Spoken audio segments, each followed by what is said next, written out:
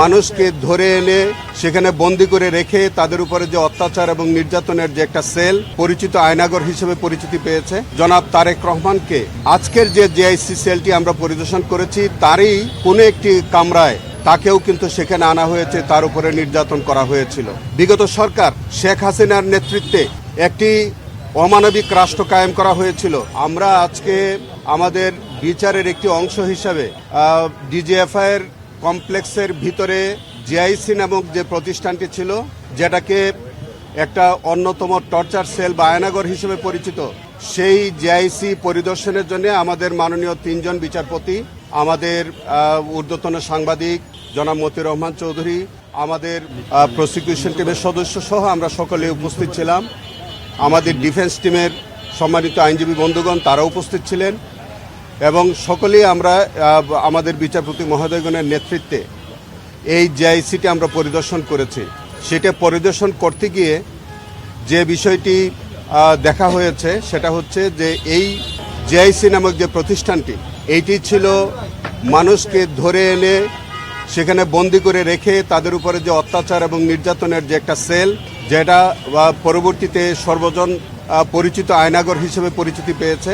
সেখানে কি অমানবিকভাবে বন্দীদেরকে ধরে এনে দিনের পর দিন, মাসের পর মাস, বছরের পর বছর রাখা হয়েছে, সেই নির্মম চিত্র আজকে এই পরিদর্শনের মধ্য দিয়ে কিছুটা অনুভব করা গেছে। আপনারা জেনে থাকবেন যে আজকে যে জেআইসিটি, এখানে কিন্তু আমাদের ব্রিগেডিয়ার আজমি সহ অনেক বন্দীদেরকে এই জেআইসিতে রাখা হয়েছে। দিনের পর দিন তাদের উপর অত্যাচার নির্যাতন করা হয়েছে। আরও একটি বিষয় দেখবেন, 1/11-র সময় আজকের মাননীয় প্রধানমন্ত্রী আমাদের অহংকার জনাব তারেক রহমানকে আজকের যে জেআইসি সেলটি আমরা পরিদর্শন করেছি তারই কোনো একটি কামরায় তাকেও কিন্তু সেখানে আনা হয়েছে, তার উপরে নির্যাতন করা হয়েছিল। এটাও কিন্তু আমাদের ইনভেস্টিগেশনে বিভিন্ন সাক্ষীদের মুখের বর্ণনা থেকে সেই তথ্যও পাওয়া গেছে এবং পর্যায়ক্রমে এগুলি বিচারের রিফ্লেকশন হবে। আমরা এই জেআইসি নামক যে প্রতিষ্ঠানটি, যেটা আয়নাগর হিসেবে পরিচিতি পেয়েছে, আমরা বর্তমান সরকারের কাছে অনুরোধ জানাবো বাংলাদেশে যাতে আর এইরকম কোনো টিএফআই সেল অথবা জেআইসি সেল বা তথাকথিত সেই আয়নাঘর নামে যে সেই রকম যাতে কোনো আয়নাঘর আর ভবিষ্যতে প্রতিষ্ঠিত না হয়। বাংলাদেশের কোনো নাগরিক যদি কোনো অপরাধ করে থাকে তাকে অবশ্যই আইনের আওতায় আনতে হবে এবং তাকে বিচারের সম্মুখীন করতে হবে। কিন্তু এক্সট্রা জুডিশিয়াল কোনো কিলিংয়ের শিকার যাতে কোনো নাগরিক না হয়, কেউ যাতে এইভাবে কোনো আইনশৃঙ্খলা বাহিনী দ্বারা অহেতুক হয়রানির শিকার না হয়, কেউ যেন এই বন্দিশালায় দিনের পর দিন, মাসের পর মাস যাতে কেউ হয়রানির শিকার না হয়। বিগত সরকার শেখ হাসিনার নেতৃত্বে একটি অমানবিক রাষ্ট্র কায়েম করা হয়েছিল, যেখানে কিছু সংখ্যক অতি উৎসাহী আইনশৃঙ্খলা বাহিনীর সদস্যরা সরকারের কিছু অসৎ উদ্দেশ্য বাস্তবায়নের জন্য এই আয়নাগর নামীয় টর্চার সেলগুলো বাংলাদেশে প্রতিষ্ঠা করেছিল। সেখানে বিভিন্ন রাজনৈতিক দলের নেতৃবৃন্দ, বিভিন্ন ইসলামিক সংগঠনের নেতৃবৃন্দ, যারা মতপথের ভিন্ন ব্যক্তিত্ব ছিলেন, তাদেরকে ধরে এনে অনেক মানুষকে সেখান থেকে পরবর্তীতে গুম করা হয়েছে। সেই গুমের অনেক ভিকটিমদের আমরা কিন্তু এখন পর্যন্ত তাদের হদিস পাইনি। অনেক ভিকটিমদেরকে সেখানে মাসের পর মাস, বছরের পর বছর আটকে রাখা হয়েছে, তাদের উপরে অবর্ণনীয় নির্যাতন করা হয়েছে। আপনারা ইতিমধ্যে জানবেন যে এই টিএফআই এবং জেআইসি সেলের সম্পৃক্ত যেসব কর্মকর্তারা ছিল তাদের অনেকেই বিচারের আওতায় আনা হয়েছে এবং তাদের বিচার চলছে এবং ভবিষ্যতেও যাদের সংশ্লিষ্টতা এইভাবে পাওয়া যাবে তাদেরকেও এই অমানবিক ঘটনার জন্য বিচারের সম্মুখীন করা হবে। সেখানে প্লাস্টারে অনেক সময় পরে, এই ঘটনার পরে 5ই আগস্টের পরে নতুন করে পেইন্ট করে দেওয়া হয়েছে। অনেক জায়গায় সিমেন্ট দিয়ে এবড়ো তেবড়ো করে ওয়ালগুলো আগের যে অবস্থাটা সেটা নষ্ট করে দেওয়া হয়েছে। কারণ হচ্ছে যে তারা কিছু অনেক বন্দীরা তারা লিখে রাখতো, যেমন আমাদের হুম্মুম কাদের চৌধুরী, তাকেও কিন্তু এই জেআইসি সেলে বন্দি করে রাখা হয়েছিল। তাই তিনি কতদিন বন্দি ছিলেন তার নিজের হাতের একটা লেখা ছিল এবং HQ3 নামে একটা প্রতীকী ব্যাপার ছিল, সেটি কিন্তু তারা সাদা রং করে প্লাস্টার করে দিয়েছে।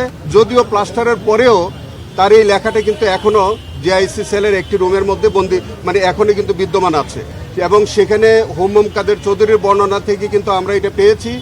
তার সাথে তার বর্ণনার সাথে যে জেআইসিতে যে রুমটি, এটার হুবহু মিল পাওয়া গেছে এবং এরকম অসংখ্য তারা যে এভিডেন্স তারা স্ক্রিন করবার জন্যে তারা যে একটা অপচেষ্টা করেছে পরবর্তীকালে, সেটা কিন্তু টিএফআই এর মতো জেআইসিতেও আমরা এইগুলো আমরা পেয়েছি। আমরা এগুলো সিলগালা করে রেখেছি, বিচার শেষ না হওয়া পর্যন্ত হয়তো আমাদের এগুলি আমাদের কাস্টডিতে থাকে। আমাদের প্রচলিত আইনে আমাদের ফৌজদারি কার্যবিধি 539-এর বিতে যে কোনো বিচারকের, ইভেন দেন হাইকোর্ট ডিভিশনের বিচারপতি সহ যে কোনো বিচারককে ঘটনাস্থল পরিদর্শনের আইনগত বিধান আছে। স্ট্যাটিউট রুলস 7 এবং 73 সেখানেও কিন্তু আপনার রুয়ান্ডা এবং যুগোস্লাভিয়াতে সেখানকার বিচারকরা সরজমিনে তারা ঘটনাস্থল পরিদর্শন করার নজির আছে। অনেকগুলো কেসগুলোতে আমরা পেয়েছি যে সেখানে যে বিচারগুলো হয়েছে রুম স্ট্যাটিউটের আওতায়, সেখানে তারা বিচারপতিগণ সরজমিনে ঘটনাস্থল পরিদর্শন করেন। আজকে যেভাবে আমরা পরিদর্শন করেছি সেইভাবে স্বচ্ছতার স্বার্থে এবং নিরপেক্ষ এবং আন্তর্জাতিক মান সম্পন্ন একটি বিচার প্রক্রিয়ার জন্যই এই পরিদর্শনের ব্যবস্থা করা হয়। আমরা কাগজে কলমে সাক্ষীর মুখ থেকে মৌখিক সাক্ষীর ভিত্তিতে আমরা বলছি যে সেখানে আয়নাঘর ছিল অথবা টর্চার সেল ছিল, কিন্তু আজকে মাননীয় বিচারপতি মহোদয়গণ সরজমিনে এই টর্চার সেলের বাস্তব চিত্র তারা দেখে গেছেন এবং সেটি অবশ্যই ন্যায় বিচারের জন্য অত্যন্ত সহায়ক ভূমিকা পালন করে। আমাদের ডিফেন্স বন্ধুরা আমাদের শেখ হাসিনার ভাষায় কথা বলেন। শেখ হাসিনা যেমন যখন যেমন মন চায় সেইভাবে কথা বলেন, তাদেরই প্রতিনিধি হিসেবে আমাদের ডিফেন্সের বন্ধুরাও একই ভাষায় একই রকম করে বিভ্রান্তিমূলক কথা বলেন। আপনারা দেখেছেন না 5ই আগস্টে তো আপনারা দেখেছেন যে 6:30টার সময় তিনি ভার্চুয়াল মিটিং করবেন, ওনার চেহারা দেখাবেন, পরে কণ্ঠ দেখালেন, কণ্ঠ শোনালেন। তো সেই কারণে আমাদের ডিফেন্সের বন্ধুরাও তাদের দ্বারাই প্রভাবিত হয়ে এই জাতীয় বিভ্রান্তিমূলক বক্তব্য তারা মিডিয়ার সামনে, জাতির সামনে উপস্থাপন করেন।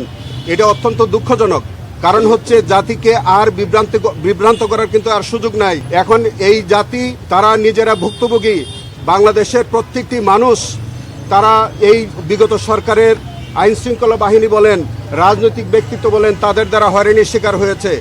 অনেক আজকে প্রায় 30,000 মানুষ অঙ্গহানি হয়েছে, পঙ্গুত্ব বরণ করেছে। 1400 লোক যারা শহীদ হয়েছে, প্রায় 4000-এর অধিক মানুষ খুনের শিকার হয়েছে, ক্রসফায়ারের শিকার হয়েছে। আপনি 250 লোক এখন পর্যন্ত তাদের কোনো সন্ধান পাওয়া যায়নি। ইলিয়াস আলী এবং সুমন সহ বহু লোক গুমের শিকার হয়ে আছে। এইগুলি আমাদের ডিফেন্সের বন্ধুদের চোখে পড়ে না, কানেও শোনেন না। এইটি যেমনটা শোনেন না শেখ হাসিনা, তেমনি শোনেন না আজকের ডিফেন্সের আইনজীবীরা। অতএব তাদেরই বক্তব্য আমাদের কাছে মোটেও এইটার কোনো গুরুত্ব বহন করে না। আমাদের সাক্ষ্য প্রমাণে, আমাদের এভিডেন্সে যেটা আসছে সেটি আপনাদের সামনে আমরা তুলে ধরার চেষ্টা করি। আমরা যেমনভাবে আদালতে বলেছি তেমনিভাবে আমরা কোনো গোপনীয় ট্রায়াল আমরা করছি না, আমরা কোনো ক্যামেরা ট্রায়াল করি না।